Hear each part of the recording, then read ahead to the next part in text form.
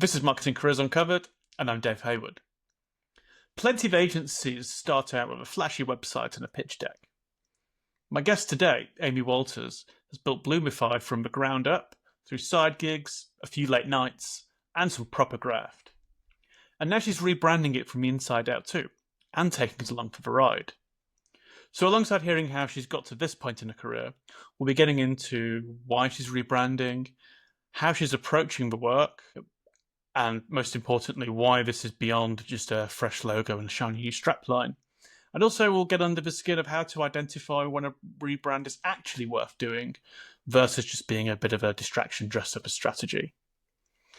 So, Amy, do you want to give us a bit of an intro to you and what you're up to at the moment? Yeah, hi, I'm Amy. So I'm the founder of Bloomify, as you've just said, and I work on all kinds of projects for clients in terms of design stuff and branding bits. We'll get into sort of the kind of clients I work with, but they tend to now be in the travel and tourism space, which is really exciting because I absolutely love to travel and go on adventures. So it's sort of my own personal joy meeting my work, which is a really nice fusion. Brilliant. And if you had to pick out just one element of the work you're doing that you really enjoy, what would that be?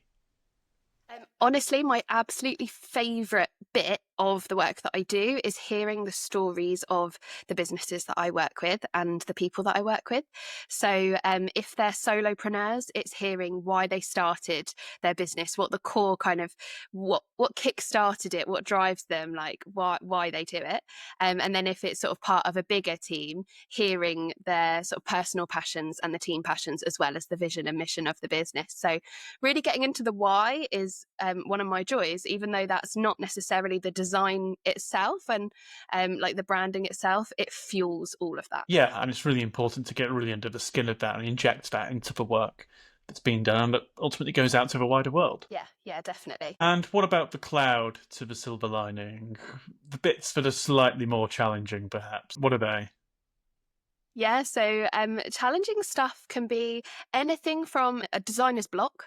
So I could try to get the design right and it just doesn't click. And then you sort of fight that imposter syndrome, or the kind of more admin-y side of things where I have a small team of people who work freelance with me. So I've got somebody who helps with some of the admin side of things, and I've got freelancers who I call upon to help with projects. But quite often, being the business owner, I end up with the kind of other bitty jobs, and so those can be the bits that can be quite draining too. I've spent 4 hours trying to connect the domain for my new business. Just last week, and that was 4 hours I didn't need to spend doing that kind of thing. You're sort of tearing your hair out. So yeah, that sort of stuff. Yeah, it's tough work, but someone's got to do it somewhere, haven't they? Yeah. So, before we start getting into your pivot and rebrand and all the work and thinking that's gone into that, can we just wind the clock back a little bit and just go back to where it all really started for you? Did you always fancy yourself as a bit of a marketer, or did you have anything else in mind? Yeah, so I've always been very creative. So I have had probably every creative hobby under the sun. Anything from making jewelry to burning wood, like pyrography, to sketching and painting and anything creative. You can probably guarantee I've done it, crocheting, that kind of thing. So being creative is very much part of my core and something that I love to do. So the subjects I did at school were along the lines of art, media, photography. So you can kind of see how that could go into a sort of marketing space.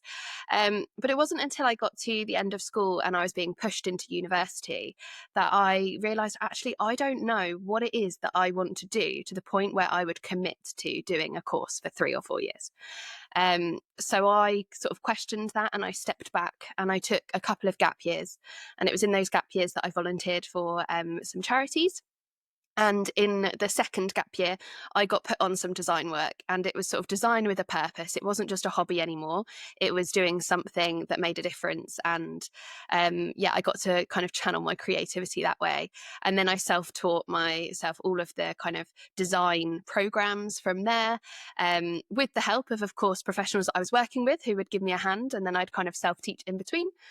And then I just decided to start out sort of self-employed after somebody who I knew came to me and said, I've seen how creative you are. I've seen what you can do. Could you make me a logo? Here's how much I'll pay you. Go for it. And that was always way more than I would have charged for a logo at that time. So it was like, whoa, you think I'm worth that and you want me to do your logo for you? And that sort of kick-started it really, where I then started going part-time and, the rest of the story. But it's sort of a gradual one. There's not necessarily a point where it began so much as that, really. Running some of the dates around, I think you started freelancing and you did it part-time, didn't you, around sort of 2018 before going fully independent. So it was a bit of a gradual step.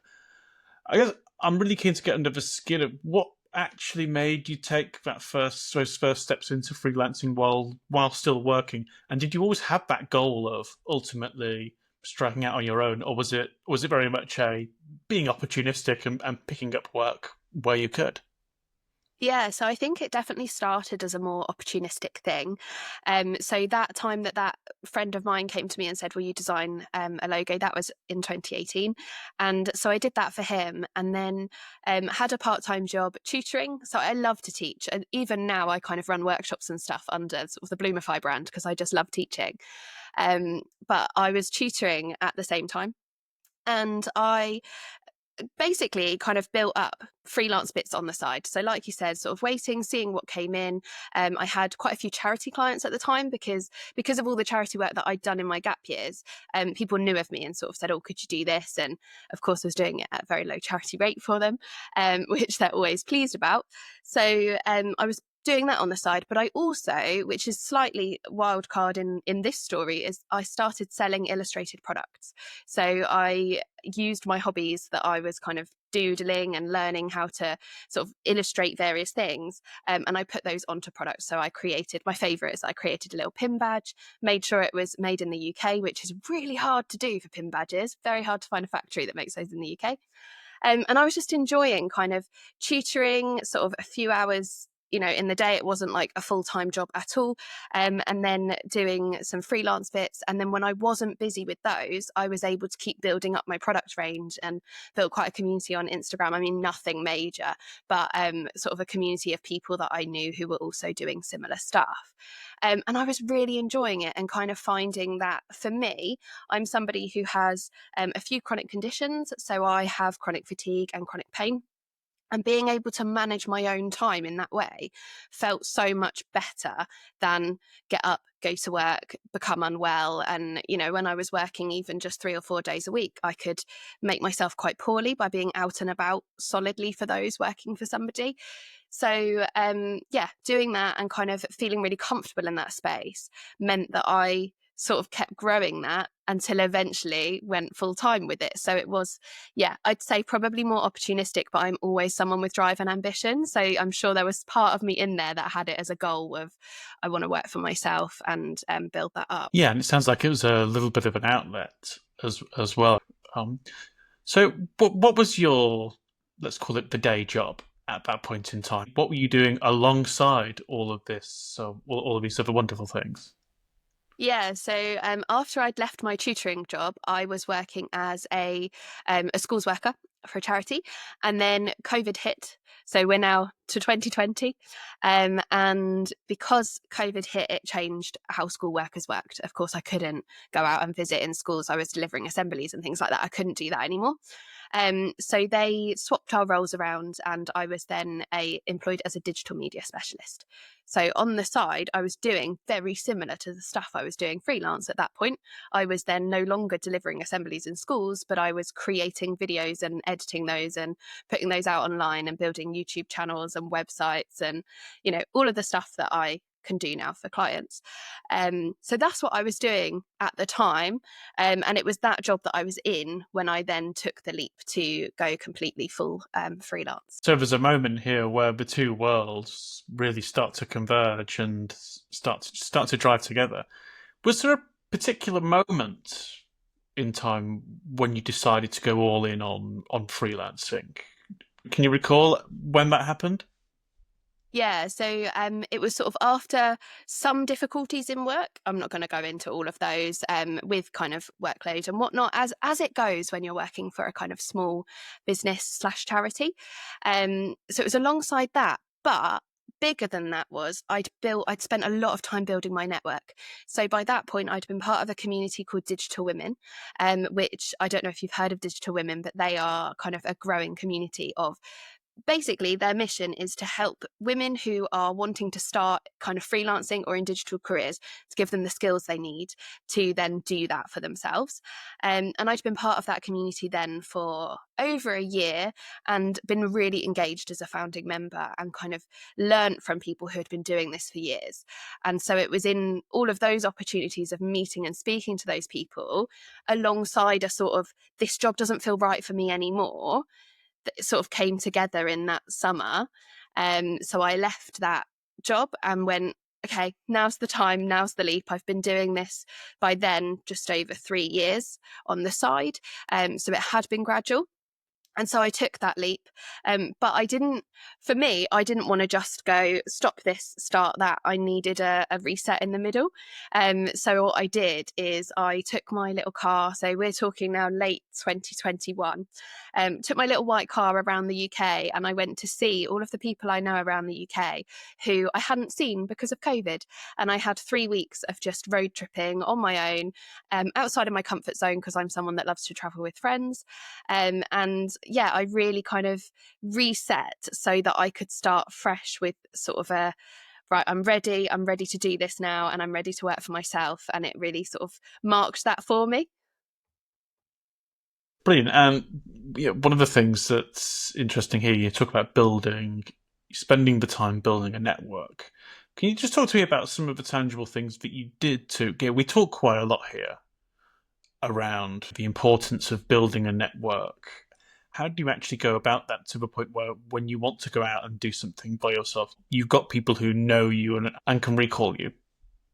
Yeah, so for me, that was a balance of making sure I'm showing up in those rooms, and those were online rooms at the time because we're talking 2021. So I was turning up to those sort of virtual networking events and those virtual kind of skills sessions that a lot of people were running, and just sort of consistently showing up. I was learning, I was meeting new people, but then also pushing myself to be the one at the front sometimes. I think quite often you can blend in the background at a networking event or in a networking space, but once you've put yourself at the front of everybody, you're more likely to be remembered. So I was delivering some talks in those skills events, that they were kind of like 2-day long skills events, and I was doing a half an hour slot, and kind of getting in front of people, really engaging online. But then when other people were doing that, I was making sure that I was showing up to encourage them. That all comes naturally to me because I'm a people person. So I wanted to show up and kind of be around them and cheerlead them. I thought of something else when you were asking that question. So what I also did was virtual coffee breaks. So taking those big group calls that were big networking events with lots of faces, and really speaking to a few of them and saying, can we have a one-to-one? Like, could we just have a coffee break together? I had a coffee break link, and I'd spend 20 minutes just having a chat and getting to know them a bit better, and vice versa, them getting to know me a bit better. And I think we can transition some of those principles now into the world today, where perhaps there's far less virtual sessions of that nature. Because even if you're slightly less of a people person, just showing up and making sure that do I have one or two intelligent questions I can ask someone at the end? So again, you're not just a face in a sea of faces, but go, oh, I remember Dave. Yeah, he asked me the question on digital strategy or something else. There are ways to do this, aren't there, without having to go, look at me, I'm the loudest in the room. Yeah, absolutely. That's a really good tip. How easy was that initial moment of being a full-time freelancer? Did you have projects already lined up? Did you have a moment where it was, oh shit, this is it now? What was that like? Yeah, it was a bit more of the second one, of like, oh wow, okay, I am in the deep end now, like let's hope I swim. um I a lot of my contracts being design more than sort of, it is marketing, but it's more of the design side of things. My contracts aren't necessarily those ones that recur every month. So when you have a social media manager, you have them on a monthly recurring contract. So I have very few monthly recurring contracts compared to the sort of more ad hoc bigger projects that come in where it's let's rebrand you, let's do your branding, let's redo your website. So I am constantly having to search for that next project or show up in those spaces so that when somebody's ready for that next project, they're either recommended me by somebody else or they know me already. So yeah, those kind of first few months were, oh, okay, like this is real now. It's not, there's nothing else that's recurring and guaranteed. Like this is it. Yeah, I don't think nothing comes in. I've got no one to blame or look at but myself. Yeah. Do you think you could ever go back to being employed in the traditional sense? Yeah, it's something I've pondered so many times over the years. And early days, even though it was like, oh, this is different and this is, it's a challenge. Early days, I was always, I can't see myself being employed again. This works so well for me. But as time's gone on, I think in the last, probably more so just the last 6 months, I've started to consider actually, if I was to ever go employed again, I know now what kind of job I need and what sort of reasonable adjustments I need because of my chronic illnesses and conditions and stuff. And I've got such a better kind of understanding of that I think it's like, oh, I could probably try that challenge again. But I am ever the optimist. And so I then flip back to, oh, actually, though, this really suits me and I've built a business that works around me for a reason. So yeah, I can't say I can definitely see myself going back to employed anytime soon, but it's not as black and white as it was before.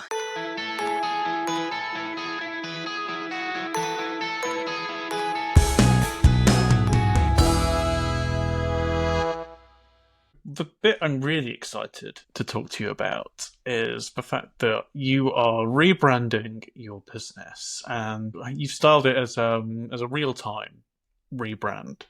And what's led to that decision to rebrand and what's changing? Yeah. So yeah, my rebrand in real time.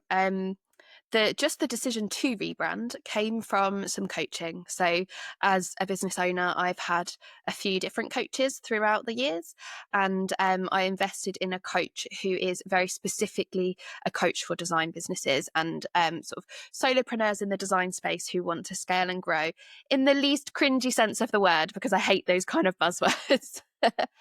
um, but kind of chatting with her in a group coaching space and also more one-to-one, and doing the sort of resources around that, I really started to dig into like, actually, I do this for people all of the time where I think about who they are, who they serve, where they're headed, so that I can do the designs and branding for them. But I hadn't taken that time out to look at my own business in that way and really consider where I wanted to take that and the people that I wanted to work with. So I'd been sort of cruising along being, I'm a design business who enhances your brand and I do designs and branding. I had a way better spiel than that, but I had it rolled off the tongue. And it wasn't speaking to anybody in particular. So I needed to sit back and kind of look and go, actually, who exactly am I speaking to and who is it that I want to speak to and are they the same? So when you mentioned right at the top in terms of supporting travel and tourism brands, where originally you far more broader, and it was if you've got some money, come see me, and I'll sort you out. Yeah, it was exactly that. It was, I will help anybody and everybody, if you're local, if you're national, if you're, a solopreneur or a bigger business. And then I needed to look at actually know who is it that I love working with the most and who is it that I want to work with more. So this is one of the 5% of scenarios where a rebrand is actually a good idea. Yeah, I've seen, gosh, far too many examples of businesses, huge and small, going through rebrands to either paper over some existing cracks, because they've got bored of their own creative and positioning, and everything in between. Yeah, I've always had this view of, yeah, 9 times out of 10, you don't need to rebrand. You just need to perhaps perhaps focus on some of your positioning ever so slightly, and you don't have to throw out the kitchen sink to be able to do that a little bit smarter. Yeah. I think businesses can be evolving, can't they? I think it would be sort of, I guess, foolish to think as a business you can look the same and sound the same the whole time. But that's not to say you have to go, like you say, out with the old and in with the new. You can just grow with it. So what I do for some clients are brand refreshes and brand uplifts. And there's a difference between those two. So a brand uplift will be when they've got a logo, they're happy with their logo. It's maybe one they've made themselves or they paid a designer to do, but they're happy with it. But they don't have any intention behind the colours that they're using, the fonts that they're using, their layouts, their kind of whole visual branding, tone of voice, that kind of thing. There's no sort of strategy behind that and no purpose behind that. And so they find themselves hating the colours they use or hating the fonts they use or trying to put something together and it takes them so long to make it. So a brand uplift will be where we look at those things in particular and not the logo. And then a brand refresh will be where we do a refresh of all of those things, but also perhaps slightly tweak the logo. So that won't necessarily be a new name, but it might be that their logo really looks outdated or really looks amateur and their business is like all the way up here. Their business is brilliant, but their logo's kind of letting them down. And so we'll refresh that, but not necessarily completely redesign it. So those situations exist too, where it's not a rebrand and it's the other bits instead. I think sometimes with these pieces of work, you can quite easily lose the audience where you change things to such a degree that actually you're no longer recognised anymore. And you have to do all that work again of building that brand equity all over again. And it's just wasted effort. And it's such a shame. It's such a shame to see that. Yeah, there's a reason why brands like Coca-Cola or Google have such enduring power because, well, they've made some subtle changes along the way. The core DNA still ultimately flows through. Yeah, and that's the important thing to think about when you're doing that sort of thing is what are we going to continue, whether that's continuing the name, continuing part of the visual, like if we're changing something so big here, what is it that we're going to really focus on keeping the same so that we have that continuity? So now, getting really tangible here, how are you actually approaching your rebrand? What's involved? What are the stages you're going through? Talk us through that. Yeah, so I said at the beginning of my rebrand in real time that I was going to bring everybody along on the journey and it was going to be kind of the highs and the lows. And it's never going to be as perfect as how I would do it with a client because when you're working on your own business, it's not your priority most of the time. Of course, there are times where it needs to be your priority, but naturally you spend your time working on client stuff. So I'll talk you through the kind of process that I've taken with mine, but hear it from a place of I would work so much faster with a client. Doctors So make the worst patients. yeah. So I announced my rebrand in real time back in September and we're now in March. So it's been a long journey so far. And I started with a real look into, like I was saying, who I want to work with and kind of my values as a person and as a business. And I put that all kind of into one big brain dump. Like I put it all onto paper. I used coloured pens. I had writing everywhere. And it was like a kind of just messy everything out of my brain. And really started to connect the dots there. So I was doing the sort of strategy side of things and also just a deep dive and a bit of an audit. And then I sort of started looking at the messaging more than like I was so desperate to get into the visuals, but I started looking more at my messaging. So it was what is my mission statement, even if this is, and it has turned out to be, a temporary mission statement. What is it so that I know the direction I'm heading with the design? So that was something about, I can't even remember it off the top of my head now, but something about helping brands adventure further with branding and designs that reach their customers, blah blah blah. It was something that just got me through so that my designs were headed somewhere. Then I got to the fun part and I got to look at the design kind of the logo and the colours, and I've had a really strong purple through my brand since the beginning, for a whole load of reasons. and sort of around creativity, around how you appear when you use the colour purple, but also from a personal perspective, it had a personal tie-in with my grandma. What's the time with your grandmother? Yeah, so the time with my grandma is essentially my grandma passed away in 2014, so coming up to 11 years ago now. But she was always really creative, and so we had that in common. She was really good at art. Like some of her pieces are amazing, and I've still got, actually, because we're packing to move, and I've just found one of her old sketchbooks that she hadn't written in, but it's got 17p written on it. That's how cheap the sketchbooks were for her to buy, and I've got one of her sketchbooks still in with my stuff. And she always wore purple. It was like her signature colour. The reason she wore purple is because her husband had got lymphoma, and their brand colour is purple, so she would wear the purple flower. Really shockingly, she then got the same. So the team that she'd spent so much time of her life fundraising for in the colour purple then supported her with her sort of care. And so I just knew purple needed to be in there somehow. When she passed away, she left me some inheritance, and it was part of that I was able to use to sort of buy the equipment that I needed to get started when I went freelance, and have that buffer, because you need savings. When you go freelance, you can't just go, oh, I'll find the work, I'll get the money. So there was so much of her in the creativity, in the where I'd grown up and seen her in purple, in financially, in the business, that I wanted to kind of keep her keep her alive in it, really, and sort of bring her along and sort of pay tribute to her in that way. But I keep that mostly to me.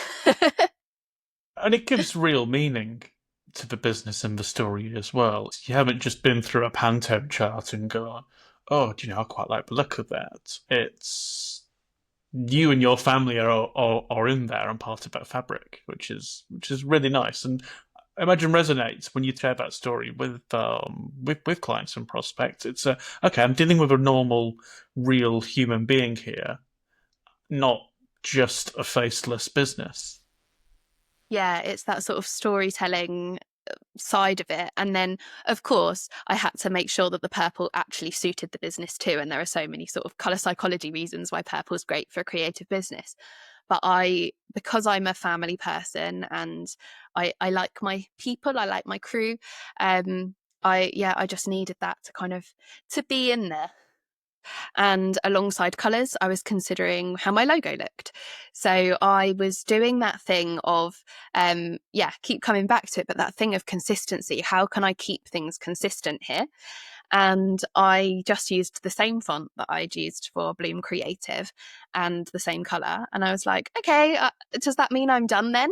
But it wasn't sort of lighting a fire in me. It wasn't getting me excited. When I looked at the clients I work with, and I really honed in on the travel, tourism and hospitality space, I was like geared up, I was ready, I was excited, I was motivated. And then I was looking at this brand that still looked the same as what I had before, just with a new name. And the name's not hugely different. I've gone from Bloom Creative to Bloomify. And I just wasn't feeling excited by it. So I did put that out on LinkedIn, because I said to everybody, I'm keeping them in the loop. And I'd asked them what they thought of that design. And I'd done effectively a design that was very standard and just a standard font, and then a bouncy one, still the same font. And it was really divided in the comments. And it was in reading all of that, I thought, actually, as much as I'm bringing you all along on the journey, you are not my ideal clients necessarily. Obviously, I love the people who have been engaging, and I work with some of them and I want to keep working with them, but not all of them are my ideal client.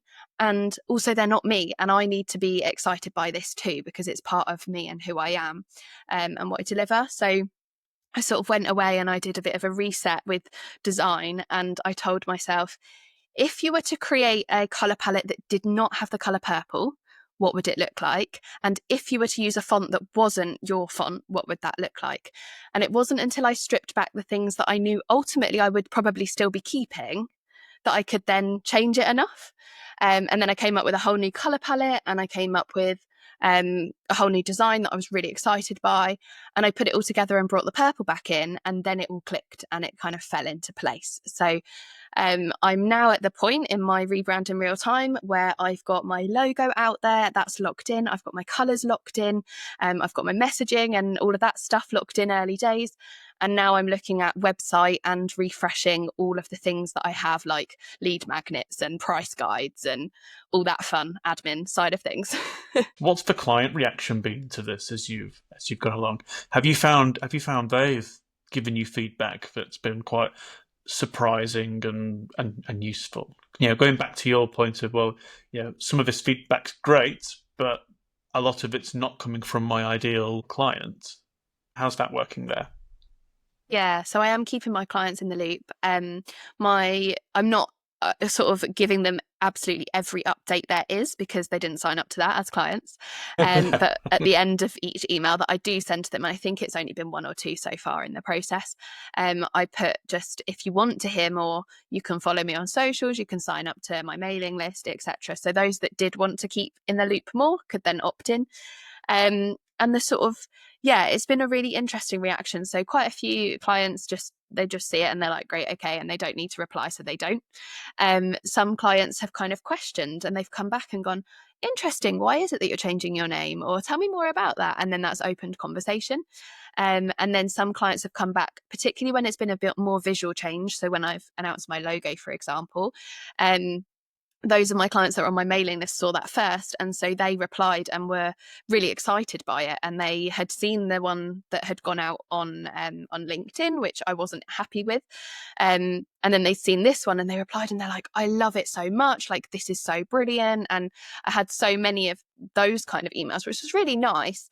And I am actually just this week about to email my clients. I've got it drafted. We're just making sure that there's no clients missed off the list before we hit send, to kind of give them that visual update too. So I'll know more about what they think once I've hit send on that. Brilliant. Well, fingers and toes crossed for you. So as you're going through the process, are you starting to get a little bit of a keener insight now as to what other brands and businesses get wrong when they think about rebrands? Yeah, it's definitely given me more of that insight for sure.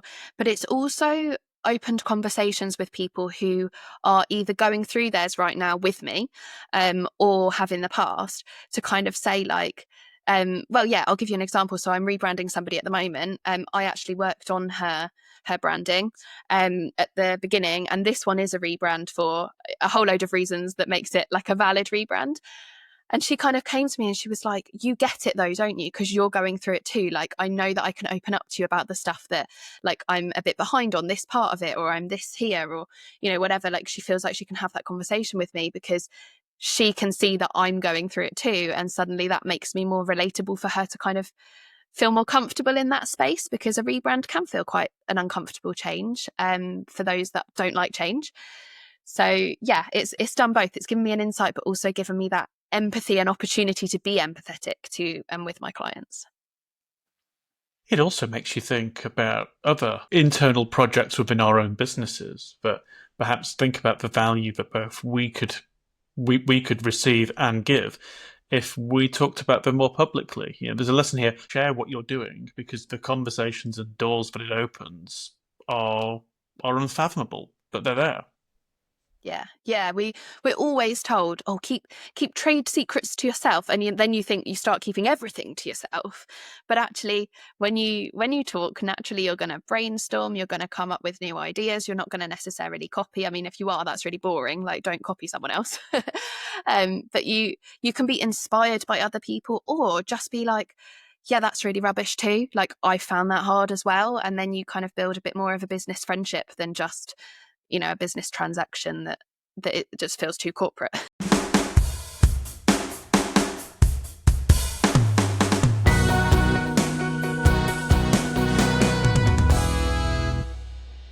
So, reflecting and looking back now, you made the leap from working in a charity and in that environment to running your own business. What's the biggest lesson that you learned from that transition? Good question. I think probably the biggest lesson I learned was confidence in myself. Because when you're working for a team with other people, you have others that you can rely on. You have people who you can go, oh, could you secondize this, or could you bounce this idea around, or could you take this because I'm busy with this? And then when you're on your own, it's like, okay, like, this is hard now on your own. Now I need to build my self-confidence to know that I can do this. And that is an ongoing thing. You're always battling that kind of thing. So I think my biggest learning was to have that confidence in myself. But that's an ongoing learning. And what's something about freelancing that you wish more people knew before taking that leap? That it's a really nice community. It's just like super lovely. It's collaboration over competition, and I absolutely love that about the freelance space, because more often than not, people are out to help you than out to get you or beat you or be better than you. And so, you've got freelancers left, right, and centre who are skills swapping or building each other up, or going, "Hey, have you heard about this event? Come along with me. Let me introduce you to people." And I didn't know that about the space until I was in it. And so that's something that I think I would tell people. So certainly not a dog eat dog world where everyone's fighting over the same pool of clients. People genuinely lift each other up and support. Yeah, and even refer. They go, "Do you know what? This project isn't for me, but it's for you, so I'm going to recommend you." Yeah, and yeah, in those scenarios, everyone wins because you're more likely to refer, and it's all one big virtuous cycle.